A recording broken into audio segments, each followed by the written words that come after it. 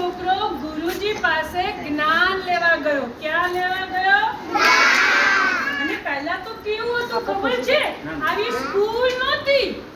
એક મોટો આશ્રમ હતો. શું હતું? આશ્રમમાં રહેવાનું, ગુરુજીની સેવા કરવાની, એનું બધું કામ કરવાનું અને મોઢે ભણવાનું. શું ભણવાનું? લખવાનું નહીં, બધું યાદ કરવાનું. પણ ખબર નહીં કેમ એને છે ને કોઈ યાદ જ નહોતું રહેતું. એ બહુ ભણ્યો પણ એને યાદ જ ના રહે. તો એને એમ થયું કે ગુરુજી મને નહીં આવડે, હું ઘરે જતો રહું. ગુરુજી કેમ કઈ હાર મનાય? હા ગુરુજી, મેં બહુ પ્રયત્ન કર્યો પણ મારાથી તો નહીં પાછું થતું. મને ગણિત નહીં આવડતું, વિજ્ઞાન નથી આવડતું, ગુજરાતી નહીં આવડતું. તો ગુરુજી કે પણ આમ તો હાર ના મનાય, પણ એક કામ કર, થોડા દિવસ તારા ઘરે 1 મહિનો રહીને આવ. પછી એવું હશે ને તો આપણે જોઈશું આવડે છે કે નહીં. તો એ 1 મહિનો ઘરે રજા લઈને ગયો. ક્યાં ગયો? હવે ઘરે ગયો તો રસ્તામાં એને છે ને થાક લાગ્યો. શું લાગ્યો? થાક. તમને લાગે છે? તમને પરસેવો આવે છે? તમને તરસ લાગે છે? તેને પણ લાગી. તેને એમ થયું લઈ કૂવા પાસે જો, પાણીની તરસ લાગી છે એટલે કૂવામાં પાણી હોય ને, તો ત્યાં એ જાય છે.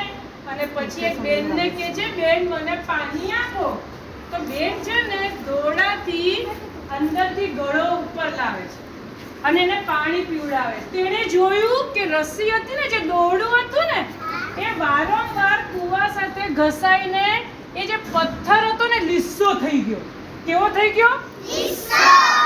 એકદમ કડક હોય ને, લીસો થઈ ગયો. કે એને પૂછ્યું કે હે બેન, આ પથ્થર કેમ કડક નથી, લીસો છે? તેણે કીધું વારંવાર દોરી છે ને એના પર ઘસાતી. કેટલા વર્ષ ઘસાય? તો કે 5 વર્ષ, 10 વર્ષ. એટલે જે પથ્થર હતો ને કેવો થઈ ગયો?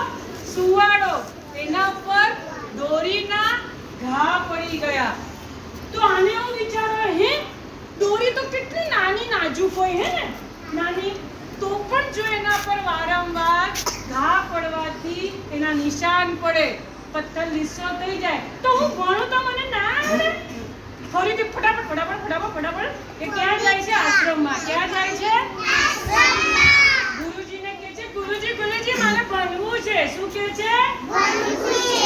અને પછી એને ભણવાનું શરૂ કર્યું અને એટલું બધું ભણ્યો ને કે એને ગુજરાતી વ્યાકરણની 4 ચોપડીઓ લખી. કેટલી લખી?